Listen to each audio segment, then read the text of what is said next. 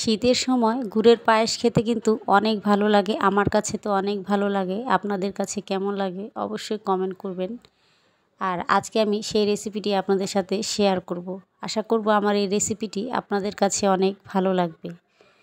তো ভালো লাগলে অবশ্যই একটি লাইক দিবেন আর চ্যানেলটিকে সাবস্ক্রাইব করে নিয়মিত সঙ্গে থাকবেন। প্রিয় দর্শক, আসসালামু আলাইকুম।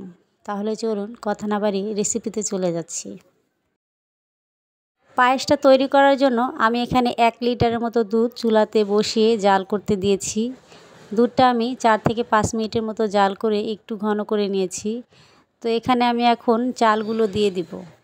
তো পায়েসের মধ্যে দুধটা যত বেশি দিবেন পায়েসটা খেতে কিন্তু অনেক ভালো লাগবে। তো দুধটা আমি নেড়ে চেড়ে নিচ্ছি যাতে নিচ দিয়ে লেগে না যায়।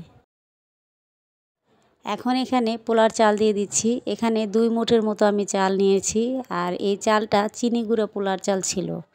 তো চালটাকে আমি ধুয়ে এরপর 10 মিনিটের মতো কিন্তু ভিজিয়ে রেখেছিলাম। এতে করে চালটা কিন্তু খুব তাড়াতাড়ি ফুটে উঠবে। তো চালটাকে দেওয়ার পর খুব ভালো করে কিন্তু নেড়েচেড়ে নিতে হবে আর নাড়াচাড়া কিন্তু থামানো যাবে না। আর যদি থামান তাহলে কিন্তু নিচ দিয়ে লেগে যেতে পারে, তখন কিন্তু পায়েসের টেস্টটাই নষ্ট হয়ে যাবে। চালটাকে আমি 10 মিনিটের মতো জাল করে নিয়েছিলাম। তো এই 10 মিনিট পর চালটা কিন্তু অনেকটাই ঘন হয়ে এসেছে। এখন এখানে আমি স্বাদ মতো গুড় দিয়ে দিচ্ছি। মিষ্টিটা যে যেমন পছন্দ করেন সেভাবে কিন্তু বাড়িয়ে কমিয়ে দিতে পারেন। তো আমি এখানে খেজুরের গুড় ব্যবহার করছি, আপনারা চাইলে চিনিও দিতে পারবেন। এখন দিয়ে দিচ্ছি গুঁড়ো দুধ। এখানে হাফ কাপের মতো গুঁড়ো দুধ আছে। দুধটা দিলে পায়েসের স্বাদটা অনেক বৃদ্ধি পাবে। যদি হাতের কাছে থাকে দিবেন, তা না হলে স্কিপ করতে পারেন।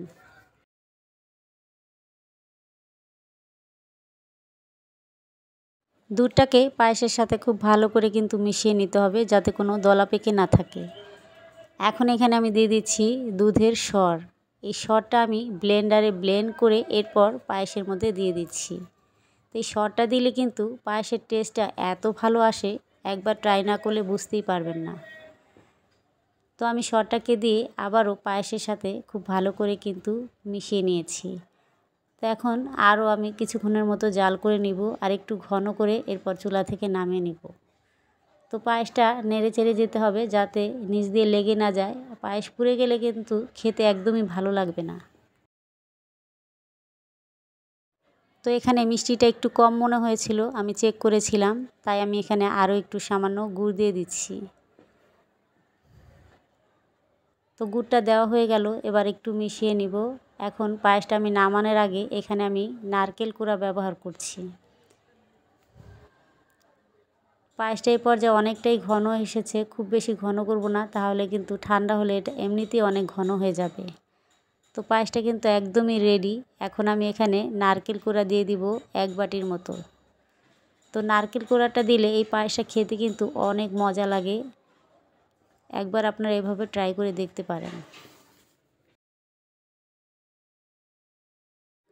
তো আমি এখানে ফ্রেশ নারকেল কোড়াটাই ব্যবহার করছি। নারকেলটা দিলে পায়েস খাওয়ার সময় নারকেলটা দাঁতের নিচে লাগলে খুবই ভালো লাগে। নারকেলটা দিয়ে এবার আমি পায়েসের সাথে একটু মিশিয়ে নিব।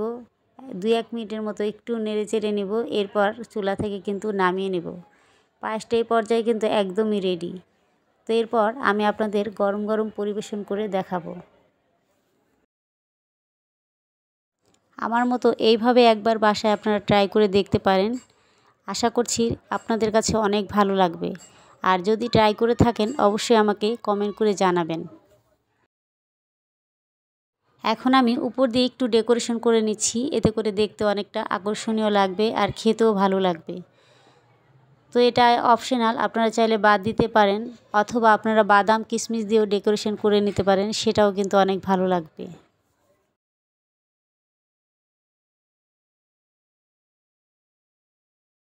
তো আমার রেসিপি কেমন লেগেছে অবশ্যই কমেন্ট করে জানাবেন। রেসিপি ভালো লাগলে অবশ্যই চ্যানেলটি সাবস্ক্রাইব করে নিয়মিত সঙ্গে থাকার অনুরোধ থাকলো। তো আজকের মতো এখানে বিদায় নিব। সবাই অনেক বেশি ভালো থাকবেন, সুস্থ থাকবেন। আল্লাহ হাফেজ।